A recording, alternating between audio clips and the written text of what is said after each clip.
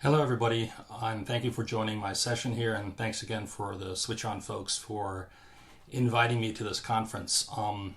They asked me to talk about how to become an internal influencer, specifically as it relates to enterprise architecture, and how do you better influence. In my case, I always want to influence the business partner, but we'll get into that, and that's the topic I'll be talking about today. A little bit about me, and to make sure you know it's really me, I'm wearing the same shirt as in my picture, so you know this is for real.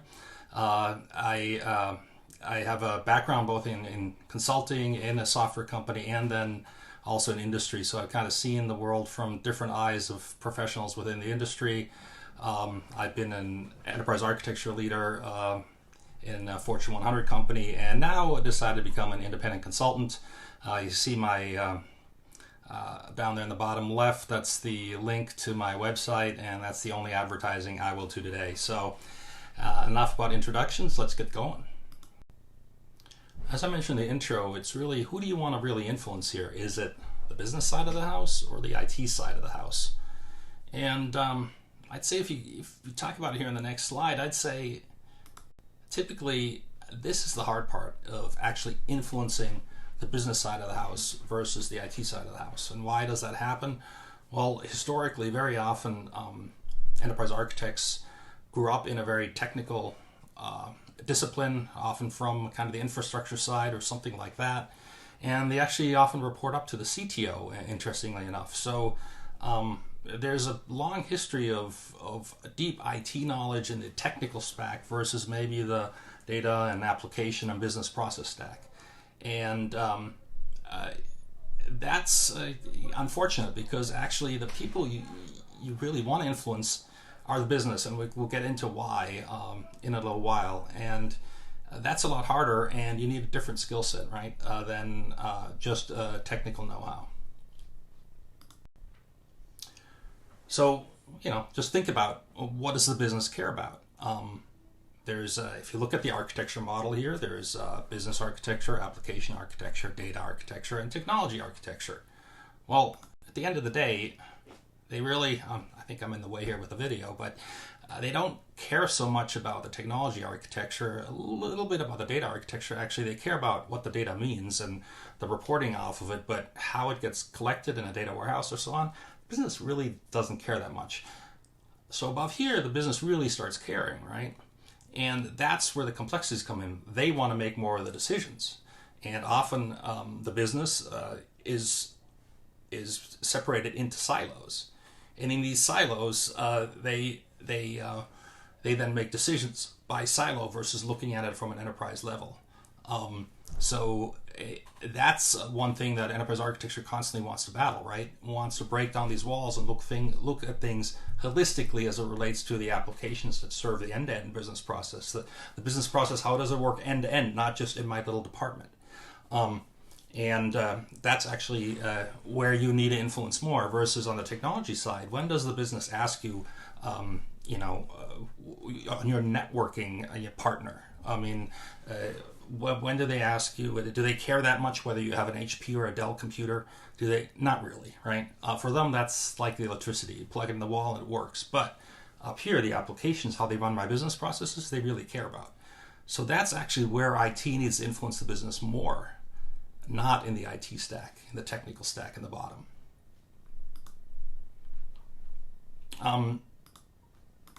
Going to the next slide, it's also that, unfortunately, the business architecture really drives the rest, right? At the end of the day, you could say the business architecture then tells you, okay, what are the best applications that service me? At the same time, it also is what data is important for my business and so on. And then that influence maybe the technical stack the data is on, and then way at the end, you would need some sort of infrastructure to run all this stuff, right? But it's really it's the business architecture that influences all this. So again, the thing that's driving your architecture comes from the business side. So these are the people you really have to influence and be a partner with. The rest all depends on it. And now if you look at what really drives you towards the state of your target architecture are really big business transformations. That's where the most investment happens. That's where In every transformation, you're changing your architecture for the new business capabilities and so on. So these are critical to be part of. And then what you want to do is you want to make sure that transformation architecture is pointing sort of in the direction of the target state architecture. So, there's one transformation, okay, not quite there, but at least it's not going backwards, right? The next one, okay, there's always some give and take. You're kind of heading there, right? The important part is that you're moving in that direction of what you think the ideal architecture is for your company. And now you see another point here to make is this little thing happens and this thing goes a little bit astray. Does it really matter that much? That's why we want to focus on the large transformations. And often people get hung up on these little transformations. They really don't move the total architecture of the company in such a drastic direction, right? So keep on going. Here's a really big one. Wow, it's heading straight for your target. Good job. You're moving it in the right direction. Here's another little one. Do you care? No. Don't worry about this one. Let them do whatever they want. You don't need, as an enterprise architect, get involved in that. Hopefully they know enough and they go in the sort of the right direction. Every once in a while it goes wrong. Don't lose sleep over it.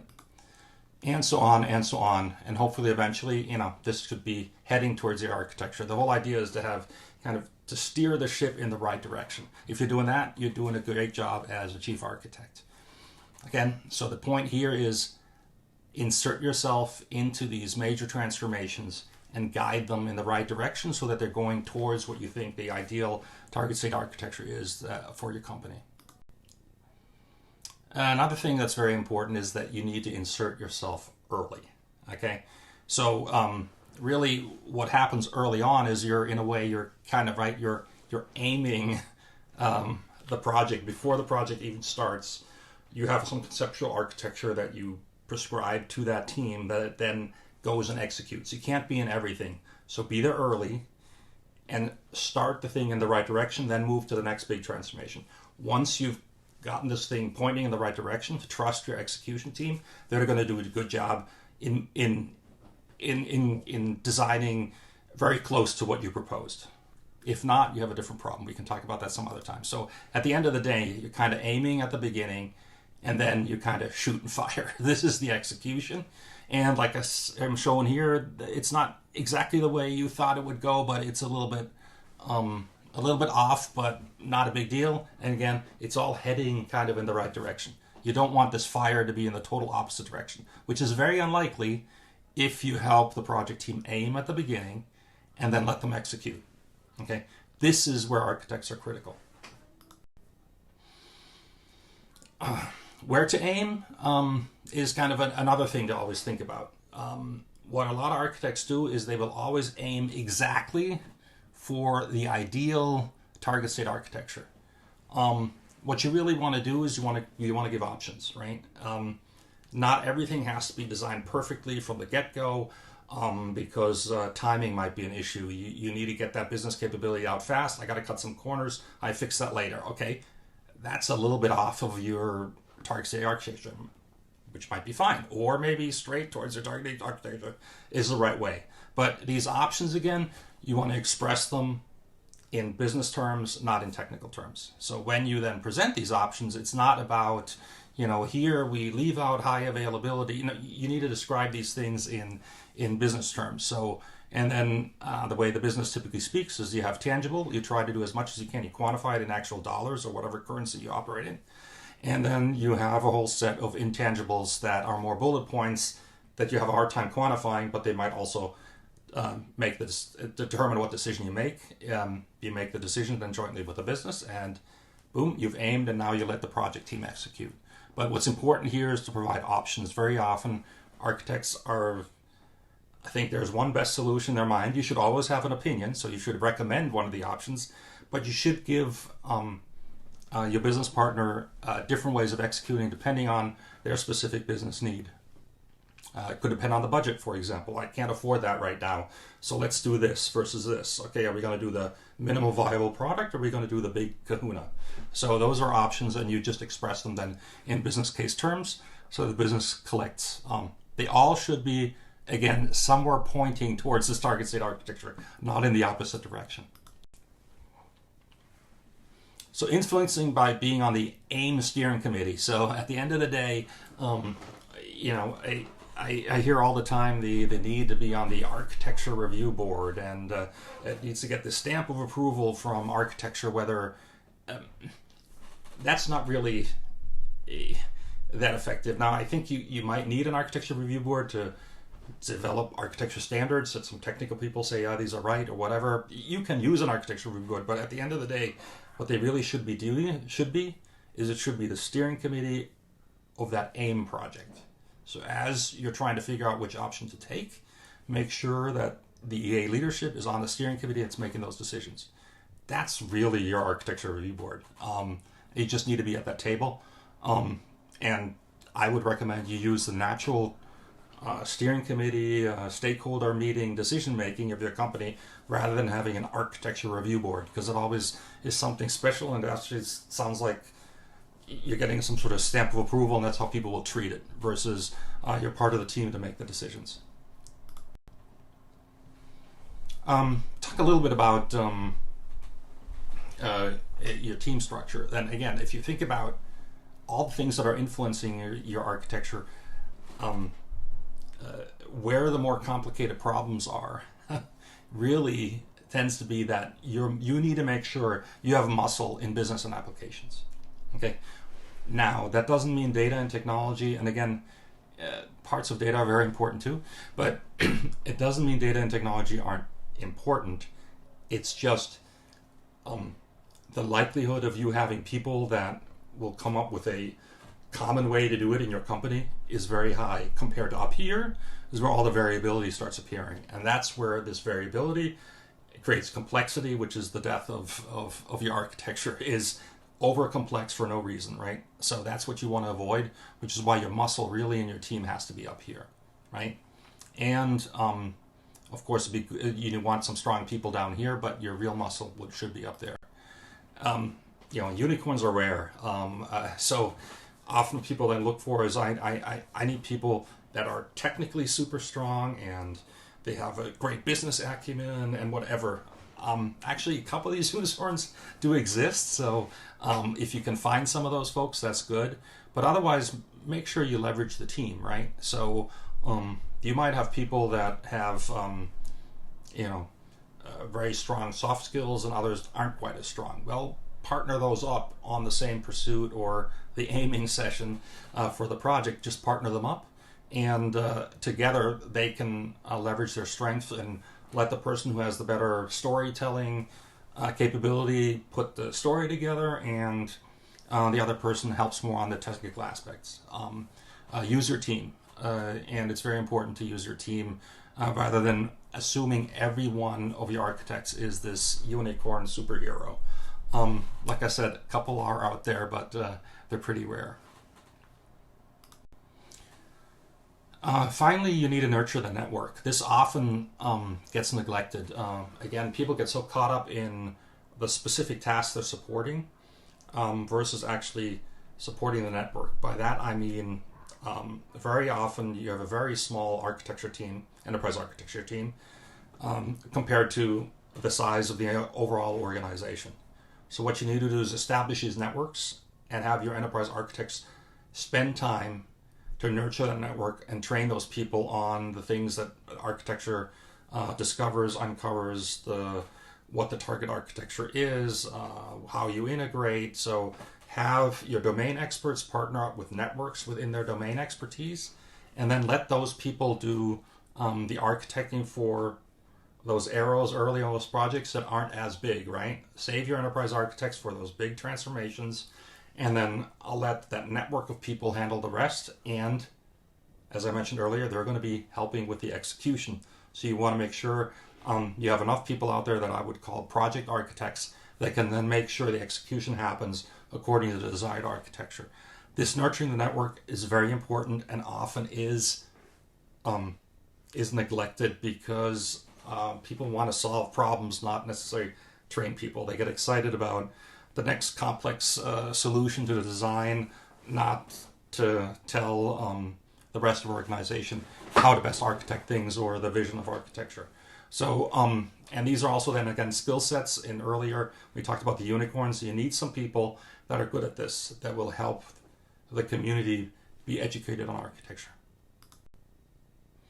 And then an obvious thing is, start where you're welcome, right?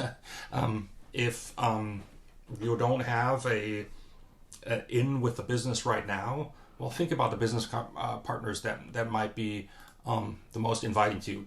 Stay away from the skeptics. So again, the ideal mix is find the next transformation that is in an area that you really like to clean up and change, and there insert yourself early with your business partners. I'm sure they're business partners that welcome you, and they will then spread the word. So if they tell their other business colleagues about the great work your team has done, and then people will start asking for your team to help versus you having to push yourself onto those teams. So if you're having trouble with getting the right pull from the business, start with a friend and then let your reputation convince the rest of them. So in summary, here is what I got in total is insert EA team early into the biggest business transformations. That will have a huge impact on influencing the business.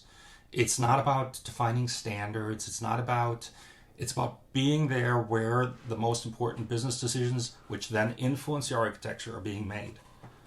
Provide options expressed in business terms. Follow your companies by the governance processes. Nothing special needed for EA.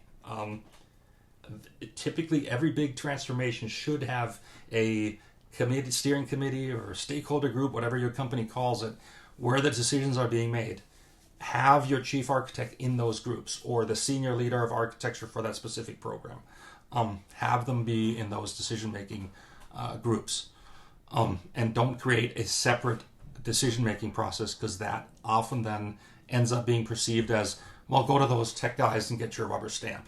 And if they don't like it, well, we'll continue anyway because the steering committee made a decision to go on anyway. Don't expect to find many unicorns and ensure your EAs are strong in their domain. So that's something I forgot to mention earlier.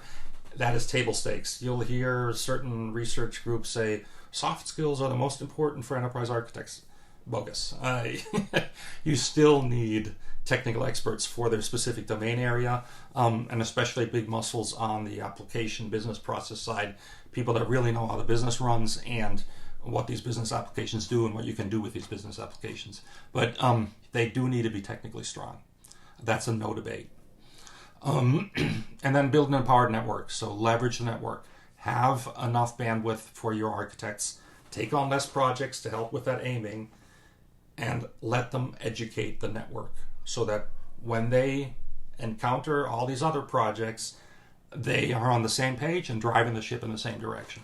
An important thing to do. And start where you're welcome and then grow with your reputation. That's all I had for today. Hopefully this was informative, and again, thanks for inviting me. Bye.